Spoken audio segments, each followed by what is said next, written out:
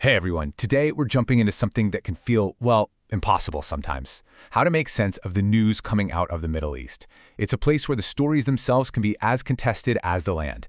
And figuring out how those stories get told, that is absolutely key. Just look at this. On the left, militants launch attack on border post. Okay? On the right, freedom fighters liberate border checkpoint. These sound like two totally different worlds, describing completely separate events. But here's the thing. What if I told you they're both describing the exact same incident? And that right there, that's the big question, isn't it? The same set of facts can lead to two wildly different stories. So why? How does that happen? It really is like a puzzle, and today we're going to start putting the pieces together. Well, here's the most fundamental piece of that puzzle. The news isn't just a fire hose of raw facts being sprayed at you. No, it's a constructed narrative. Every single report is a story, and like any story, it's been shaped, it's been structured, and it's been presented from a certain point of view. Our job is to figure out how that shaping actually works. So, let's dive right in with our first section, decoding the narrative. Think of this as pulling back the curtain. We're going to look at the machinery behind the scenes, all the unseen forces and the specific tools that are used to build the news that you end up reading. Okay, look at this. This is where it gets really interesting. Is someone a terrorist, or are they a militant? Is a situation a conflict, or is it an occupation? These words are not accidents. They're not just synonyms somebody picked out of a thesaurus. They are deliberate, powerful choices loaded with history and politics, and they frame the entire event for you before you've even gotten past the headline. You know, there's actually a name for this whole process. It's called framing. It's the art of choosing which details to shine a spotlight on and which to leave in the shadows, all to encourage you, the reader, to see things in a particular way. It's like an invisible lens that the storyteller puts between you and what's happening on the ground. Okay, so if the news is framed with very specific language, that begs the next question, right? Where do these frames even come from? They don't just pop up out of nowhere. And the answer, as you can see right here, is history. The frames being used today were forged in the past. Those foundational conflicts back in the 40s, they directly shape how headlines about borders are written today. The ups and downs of the peace processes in the 90s, they color every single story you read now about negotiations. Every point on this timeline is another layer of context.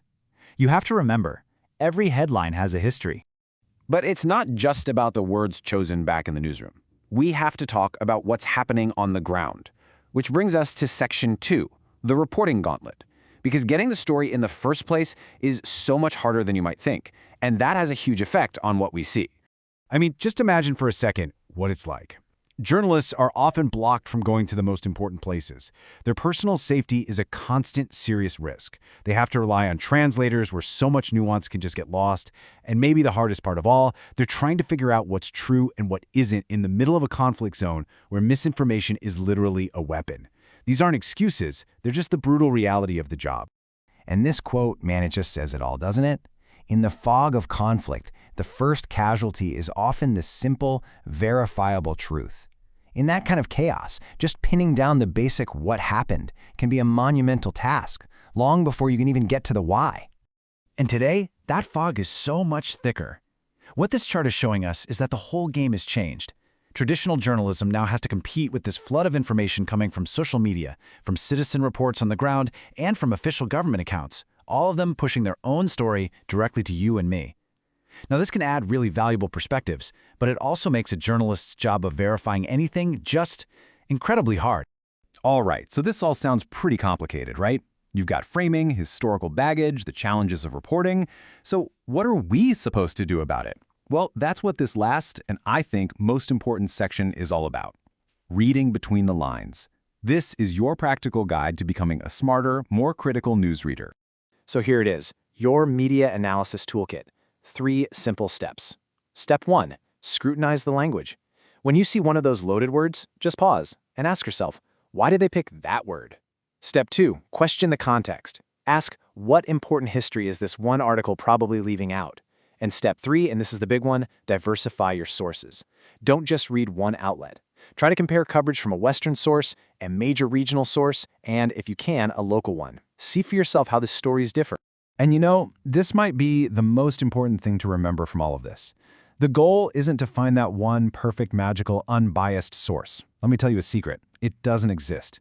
The real goal is to understand the built-in limitations and the natural perspective of any single viewpoint. It's about developing a little intellectual humility. So, I want to leave you with one last question to carry with you. The next time you're scrolling through the news, just stop and ask yourself this really simple but really powerful question. What story is my media diet leaving out?